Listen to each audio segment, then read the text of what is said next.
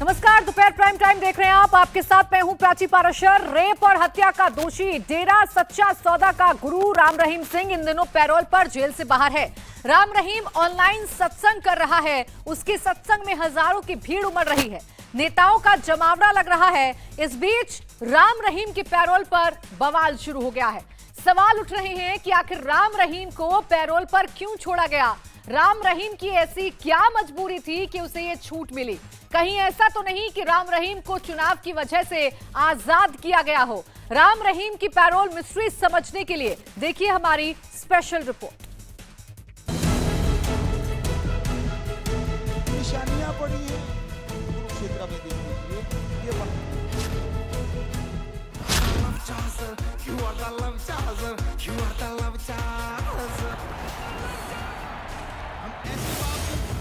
जो दुश्मनों के लिए अकेले ही काफी हैं। जाग जा रे भाई जाग जा, राम भजन में लाग जा, सोया को पैर पसार, गुरु कहे तू भाई जाग। नाम गुरमीत राम रहीम सिंह इंसान, काम डेरा सच्चा सौदा का प्रमुख, अपराध बलात्कार और हत्या का दोषी। ये उस शख्स की पहचान है जिसे अदालत से रेप और मर्डर के जुर्म में 20 साल की सजा सुनाई जा चुकी है, लेकिन वो राम रहीम सजा के दौरान भी फुल मजे लूट रहा है। चार्जर बाबा आजकल पेरोल पर बाहर है। कॉन्सर्ट की जगह वो इन दिनों प्रवचन दे रहा है। तो आप सबको बहुत बहुत आशीर्वाद, जी आयन नु स्वागत।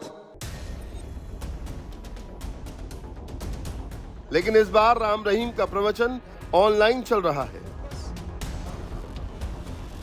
वो ऑनलाइन ही भक्तों को साइंस और धर्म पर ज्ञान दे रहा है।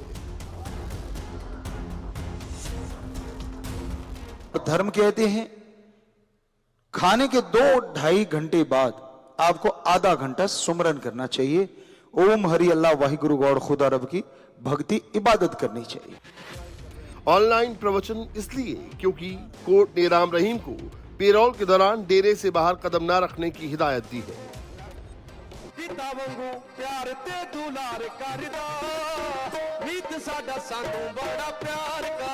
ऐसे में राम रहीम आजकल यूपी के बागपत के डेरे में बैठा है।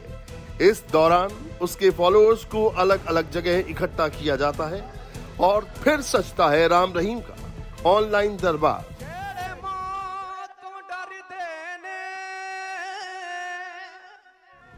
जहां होती है आयुर्वेद से लेकर हर तरह के ज्ञान की बौछार। सीधी सी भाषा आयुर्वेद कहते हैं 32 बार चबाओ। 32 दांत हैं, 32 बार चबाना चाहिए। हम नहीं कहते आप काउंट करते रहो, पर ज्यादा चबाओ। क्या कहते हैं आयुर्वेद?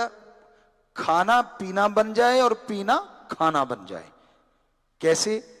खाने को इतना मुंह से चबा लो कि वो ऐसा पतला हो जाए कि जैसे पानी पी गए, और पीना सिप सिप करके पीना चाहिए, एकदम नहीं चढ़ाना चाहिए। आराम से पियो, धीरे धीरे पियो और बैठ के पियो पानी वगैरह। तो पीने वाले जितने भी पदार्थ हैं, जितने भी तरल चीजें हैं, तो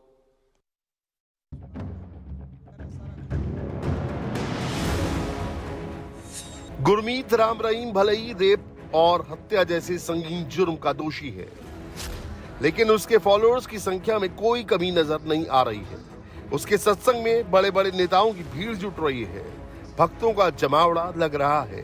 वार्ड मेंबर से एमएलए तक सब राम रहीम के आगे नतमस्तक नजर आ रहे हैं। और अब इसी बात को लेकर बवाल मच गया है। सवाल राम रहीम के पेरोल पर उठ रहे हैं। निशाने पर हरियाणा की खट्टर सरकार है। दिल्ली महिला आयोग की अध्यक्ष स्वाति मालीवाल ने भी राम रहीम को मिली इस स्पेशल छूट पर सवाल उठाए हैं। गुरमीत राम रहीम एक रेपिस्ट और मर्डरर है। कोर्ट ने उसको रेप और मर्डर के चलते हुए उम्र कैद की सज़ा सुना रखी है। ऐसे में हम देखते हैं कि हरियाणा सरकार का जब भी मन करता है वो गुरमीत राम रहीम को पैरोल पे छोड़ देते हैं। और इस बार तो हद ही हो गई। इस बार जब उसको पैरोल पे छोड़ा गया तो वो अलग अलग जगहों पे जाकर सत्संग कर रहा है, और इस सत्संग में हरियाणा सरकार के डिप्टी स्पीकर और मेयर पार्टिसिपेट कर रहे हैं। गुरमीत राम रहीम वीडियोस निकाल रहा है और ये दिखाने की कोशिश कर रहा है कि वो कितना बड़ा संत है, अपनी इमेज को वाइट वॉश करने की कोशिश कर रहा है। और हरियाणा सरकार पूरी तरीके से इस रेपिस्ट और मर्डरर के साथ दिख रही है। बहुत ही ज़्यादा शर्म की बात है और मैं अपील करती हूँ हरियाणा सरकार से, तुरंत इस आदमी की पेरोल कैंसिल कीजिए। ये एक रेपिस्ट है, मर्डरर है और इसकी असली जगह जेल है। राम रहीम को कोर्ट ने साल 2017 में रेप और हत्या के जुर्म में 20 साल की सजा सुनाई थी। इस दौरान वो कई बार पैरोल पर बाहर आ चुका है। 2021 में 3 बार और 2022 में तीसरी बार राम रहीम पैरोल पर बाहर है। अब इसे इत्तेफाक कहें या सोची समझी चाल, राम रहीम तब पैरोल पर बाहर आता है जब उसके असर वाले इलाके में चुनावी पारा हाई होता है। राम रहीम इसी साल 3 बार जेल से बाहर आ चुका है। इसी साल हुए पंजाब विधानसभा चुनाव से पहले राम रहीम को 7 से 27 फरवरी के बीच फरलो दिया गया था।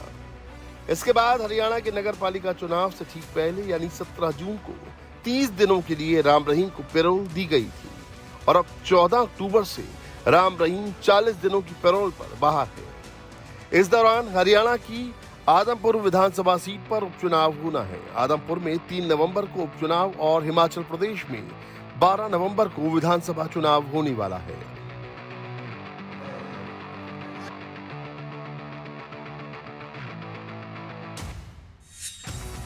ये तस्वीरें 21 अक्टूबर की हैं। राम रहीम बागपत के डेरे से ऑनलाइन सत्संग कर रहा था और उसे सुनने के लिए कुरुक्षेत्र में नेताओं की कतार लगी थी। वजह है चुनाव। राम रहीम का जो भी प्रोग्राम हो रहा है वहां पर ये तमाम जो प्रत्याशी जो चुनाव मैदान में उतरे हैं, क्योंकि local bodies election Punjab Haryana में इस समय चल रहे हैं।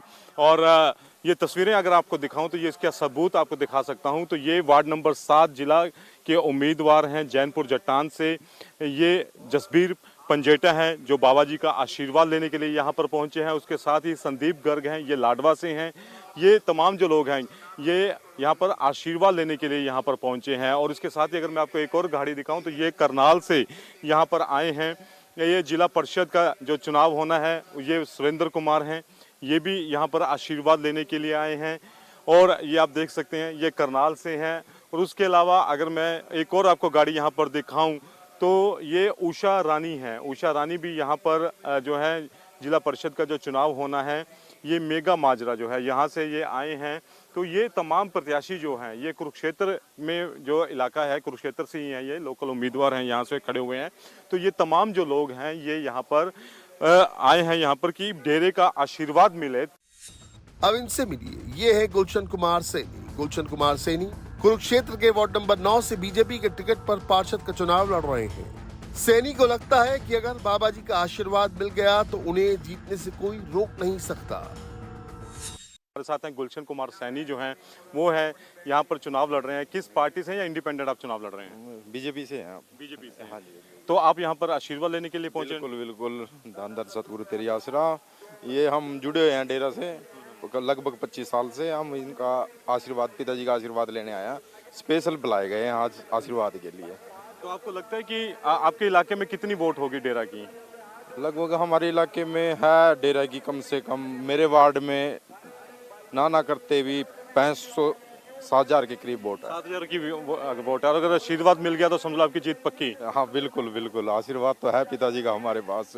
बिल्कुल, इसीलिए आप आज यहाँ पर पहुँचे हैं कि एक बार आपने जीत जो है वो निश्चित कर ली। हाँ बिल्कुल जी, हम एक बार अपनी जीत के आप पिताजी का आशीर्वाद ही लेने आए हैं। जीत तो आगे मिल गया तो जीत तो अपने आप मिल जाएगी। बिल्कुल अपने आप मिल जाएगी जीत तो। सैनी की बात सुनकर आपको राम रहीम की सियासी अहमियत का अंदाजा लग गया होगा।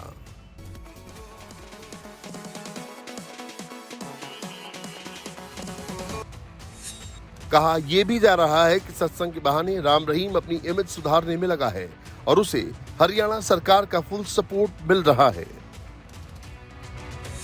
गुरमीत राम रहीम वीडियोस निकाल रहा है और ये दिखाने की कोशिश कर रहा है कि वो कितना बड़ा संत है, अपनी इमेज को वाइट वॉश करने की कोशिश कर रहा है। और हरियाणा सरकार पूरी तरीके से इस रेपिस्ट और मर्डरर के साथ दिख रही है। बहुत ही ज़्यादा शर्म की बात है और मैं अपील करती हूँ हरियाणा सरकार से, तुरंत इस आदमी की पेरोल कैंसिल कीजिए। ये एक रेपिस्ट है, मर्डरर है और इसकी असली जगह जेल है। राम रहीम के पेरोल को लेकर स्वाति मालीवाल ने हरियाणा की खट्टर सरकार से 5 सवाल पूछे हैं।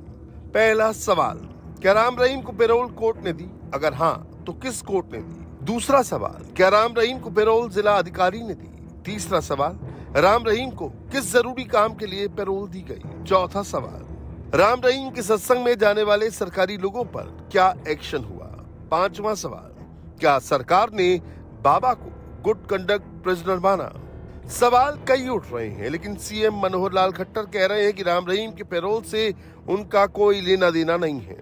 कुछ नहीं कहना इसमें, मेरा रोल नहीं है इसमें, कोई मेरा कोई रोल नहीं है इसमें, मुझे इसमें कुछ नहीं कहना, मेरा रोल भी नहीं है।